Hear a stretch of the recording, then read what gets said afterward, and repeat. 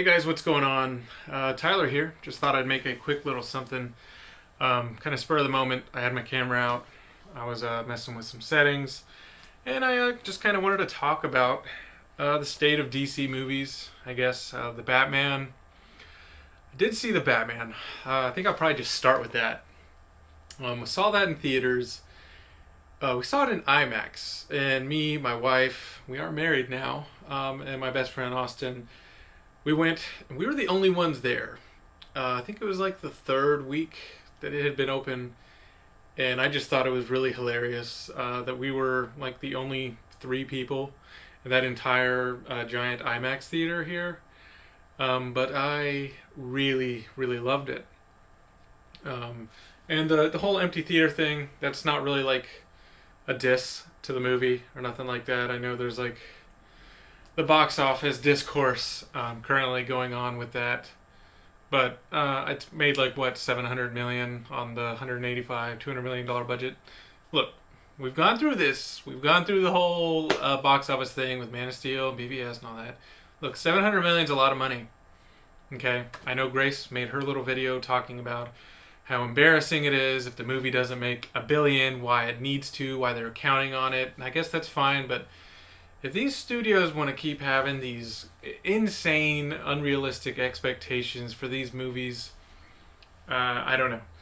I don't know. At some point, right? It's been long enough. All these other guys are going to have to realize that they can't just capture the lightning in a bottle that the MCU does on nearly every single try. They're just not going to do it. And I think they got to stop chasing it. And I really don't think that Matt Reeves was trying to chase that at all with the Batman. I know the producers had kind of talked about trying to one-up Christopher Nolan.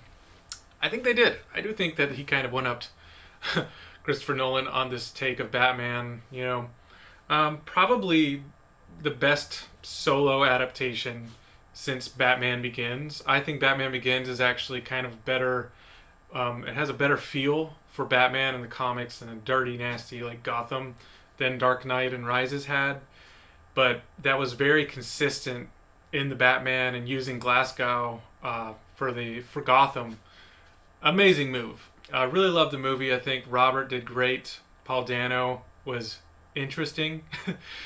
I don't want to see anybody ever complain again about Jesse Eisenberg's Lex Luthor after what Paul Dano did, which was great. I think it was great, but it was very different, both, kind of how he played him and what Matt Reeves was just going for in general with him was interesting. Cinematography, Greg Fraser, great. I love those new, I think there were those like new RE anamorphic lenses that they had used on the movie. Gave it a really interesting look.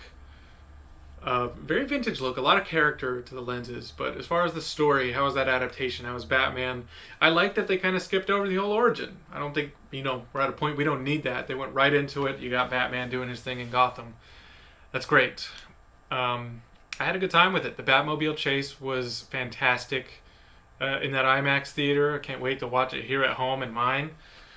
It was just really awesome. And the adrenaline scene. Sorry, it's been like a week or so since I've seen it, but I just kind of wanted to rant about it. The adrenaline scene, for whatever reason, just that moment was so well done that it just evoked something in me. It nearly brought me to tears with just the awesomeness. I was like, that is badass. But it was a slow burn. Yes, you can see the David Fincher influence, the Seven, all of that. Yes, it's all there. I don't think that takes anything away from it. Not even, in the same way people talk about Joker and Taxi Driver, or the other one, whatever the other clown thing was. The movies that inspire something, I don't want to say that something is a cheap knockoff of it. I'm not going to sit here and say that the Batman is a knockoff Seven or Matt Reeves is a wannabe David Fincher. It was inspiration. There's nothing wrong with that. Other directors do that all the time. And it was an amazing take for Batman. And really, I just love the overall texture and grit of the world that was created.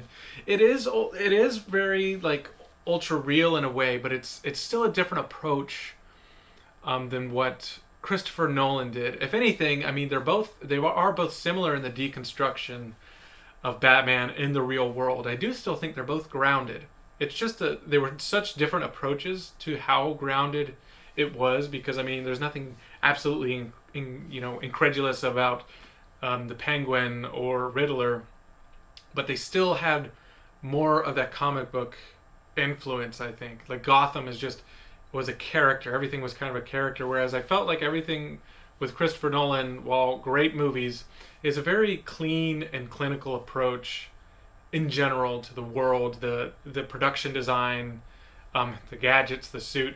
It was just there's a pattern or something you can see in all of Christopher Nolan's movies. Like if you were to tell me that Inception, The Dark Knight, and Interstellar all take place in the same world, like Christopher Nolan's taste and aesthetics, the production design is very consistent across most of his movies. Like I feel even Tenet, they all kind of flow together stylistically. Whereas what he did with the Batman, Matt Reeves, is very particular, and I hope they continue on with it. I hope they continue to use Glasgow in the future movies. But Robert Pattinson killed it. I love Zoe Kravitz. I mean, I don't think anybody delivered a bad performance. I don't think Paul Dano was bad. I thought he was awesome. But it's an interesting way to go. I'm not sold on Barry Keoghan Barry on the Joker. If you saw that scene, the individual scene, whether or not it was supposed to be in the movie, I don't care. I watched the scene. It was cool. I think he'll maybe look a little different in the actual sequels whenever they kind of use him, but it'd be interesting to see them go like a Silence of the Lambs kind of vibe with Joker in the next one, and kind of save him for last. I feel like they gotta do something, but it'll be interesting to see if Matt Reeves is willing to depart from the super grounded approach and tap into some of the more fantastical or supernatural things from Gotham in the future installments. Now, I think with where they're going politically, with what they did with Gotham and Bruce and his family, Court of Owls is ripe. It's ripe for the picking. So I kind of hope they go that route. But yeah, really enjoyed the Batman. Just to give a short review, I guess, a little rant, but the Batman is definitely steelbook worthy, and I can't wait to get it. Now, as far as everything else that's happening with Warner Brothers, we are approaching like the final merger with Discovery. I hope it brings good change. I saw that Ann Sarnoff was out, some other dude, and Jason Kilar. They're all out, but I think they're just out of the board. I don't know what's actually happening with their positions, but I kind of hope, with Anne, I feel like that's what she gets for making those very anti-fan statements, just days after the release of Justice League, like just took a big old poo on everybody's party. Like, I don't understand why you would do that, why you would kind of shut the door immediately. And that was like such a pre-done interview that she did.